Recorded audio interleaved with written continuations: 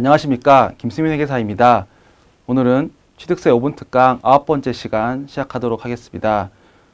오늘 강의는 과세표준의 마지막 강의로서 그러면 지금까지 살펴본 과세표준의 원칙을 근거로, 원칙과 예외를 근거로 그럼 실제로 어떻게 과세표준이 계산되는지를 살펴보도록 하겠습니다. 네, 사실상의 취득가격이라고 해서 그러면 내가 취득자가 실제로 취득한 것은 어떻게 하나를 궁금할 수 있는데요. 이 지방세법에서는 별도로 그 규정을 마련하고 있습니다. 그래서 이 세 가지 포인트가 있습니다. 취득 시기를 기준으로 그 이전에 해당 과세 물건을 취득하기 위해서 지출한 것입니다. 두 번째는 거래 상대방 그리고 제3자에게 지급하였거나 지급할 금액을 말합니다. 그리고 세 번째는 그러한 비용의 직접 비용과 간접 비용의 합계액을 말합니다. 그래서 이렇게 세 가지로 정의를 할 수 있고, 실제 법에서는 이게 한 문장으로 되어 있는데 이게 좀 끊어서 세 가지로 설명을 드렸습니다.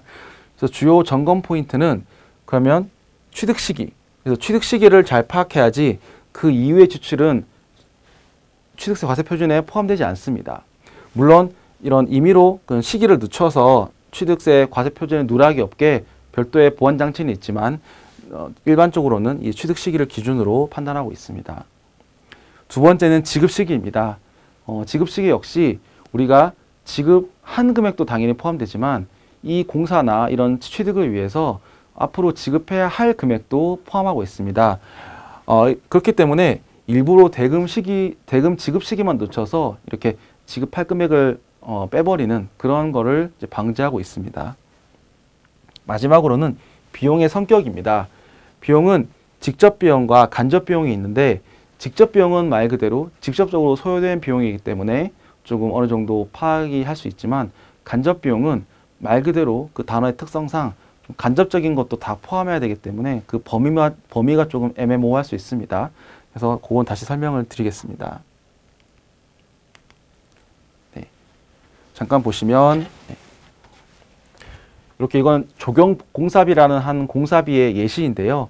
이 직접비는 예를 들면 조경공사비니까 이 조경 식재, 나무들이 들어갈 거고 실제로 공사한 비용들이 들어갈 거고 그다음에 그것과 관련된 구조물, 어떤 포장도 해야 되고 거기다가 조명도 해야 되고 이런 것들이 다 일체의 조경을 이루기 때문에 이런 비용들은 직접 비용으로 봐서 이렇게 조경공사비의 직접 비용으로 볼 수가 있습니다. 반면 안전관리비, 그다음에 잡비, 그다음에 고용보험료, 건강보험료 이런 것들은 뭔가 이 조경공사에 투입된 인원과 정확하게 매칭이 되지 않더라도 이런 간접적인 비용도 결국은 공사를 위해서 소요된 비용이기 때문에 이런 비용들도 조경공사비 과세표준에 포함하도록 하고 있습니다. 그래서 이렇게 예시를 보시면 직접 비용이 이런 거다, 간접 비용이 이런 거다 조금 구분하실 수 있을 것 같고요. 네, 마지막으로는 이 간접 비용의 범위입니다. 사실 실무상 이게 가장 좀 많이 다뤄지는 내용이고, 그리고 워낙 간접 비용 특성상 이 좀 정의가 애매모호하다 보니까 지방세법에서 이렇게 별도로 규정을 마련하고 있습니다. 다만 결론부터 말씀을 드리면 이 취득가액에 포함되는 간접 비용 그리고 취득가액에 포함되지 않는 간접 비용 모두 이 마지막 규정을 보시면 위의 비용에 준하는 비용으로 되어 있습니다. 결국 완전한 열거주의는 아니고 조금 이런 성격의 것들을 넣어라 하지만 비슷한 것도 같이 고려를 해라 라는 뜻이기 때문에 결국은 간접 비용은 조금 판단이 필요한 영역이긴 합니다. 하지만 일단 대표적인 사례가 있으니까 그런 것도 중심으로 해서 살펴보도록 하겠습니다. 우선 포함되는 것부터 살펴보겠습니다. 건설자금 이자는 취득가격에 포함이 됩니다. 네. 그리고 두 번째, 내가 일시불이 아니라 할부로 샀고 그 할부 이자 상당액도 그리고 연체료도 취득가격에 포함이 됩니다. 다만 법인이 아니라면 취득가액에서 제외해주고 있습니다. 조금 법인에 대한 좀 강한 규제로 생각하시면 되겠습니다. 세 번째는 이런 농지법에 따른 농지보전부담금, 문화예술진흥법에 따른 미술작품의 설치 이런 것 같이 어떤 이 관계 법령에 따라서 내가 이것을 취득할 때 그 취득과 관련된 법령에 따라서 내가 의무적으로 부담하는 비용입니다. 그래서 약간의 의무성이 있어야 되고요. 그러니까 내가 이 건물과 예를 들면 이 건물을 취득할 때 반드시 이 법에 따라서 의무적으로 부담해야 되냐?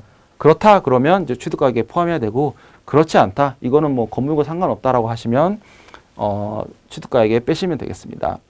이때도 유의하실 게 등이라는 표시가 있기 때문에 꼭 농지법에 따른 농지보전 부담금 이런 거 외에도 모든 그냥 의무적으로 부담하는 비용은 간접비용에 포함하셔야겠습니다. 네 번째는 취득에 필요한 용역대가로 지급하는 용역비, 수수료를 말합니다. 두 가지 예를 들면 일단 제가 만약 회계사로서 취득세 신고 용역을 만약에 대리하게 된다면 그런 경우엔 제가 제공하는 용역도 이런 취득에 필요한 용역이 되겠습니다. 왜냐하면 취득을 하니까 취득세를 내니까요. 그래서 이러한 제가 제공하는 용역도 용역비도 간접비용으로서 포함을 해야 되고, 또 이제 예를 들면 공사를 한다면 뭐 각종 교통영향평가나 그런 뭐 환경영향평가 같은 그런 공사와 관련된 평가들이 많습니다. 그래서 그런 것들도 당연히 그 건축과 관련된 것이기 때문에 취득세 가격에 포함하여야겠습니다. 다섯 번째는 취득대금 외에 별도 약정에 따라서 취득자 조건 부담액 그리고 채무 인수액이 있습니다. 이건 역시 결국은 내가 취득하면서 부담한 거고 언젠가는 갚아야 할 거기 때문에 결국은 미래에 돈이 나가게 됩니다. 그렇기 때문에 지금 간접비용에 인식을 하셔야 됩니다. 여섯 번째는 이제 부동산을 취득하면 필수적으로 국민주택 채권 매각 손실이 발생하는데요. 그런 것도 매각 손실이라고 하면 내가 떠안지 않아도 될 손실이지만 취득하면서 발생하는 거기 때문에 간접비용으로 봐서 과세표준에 산입하고 있습니다. 일곱 번째는 공인중개사 중개수수료입니다.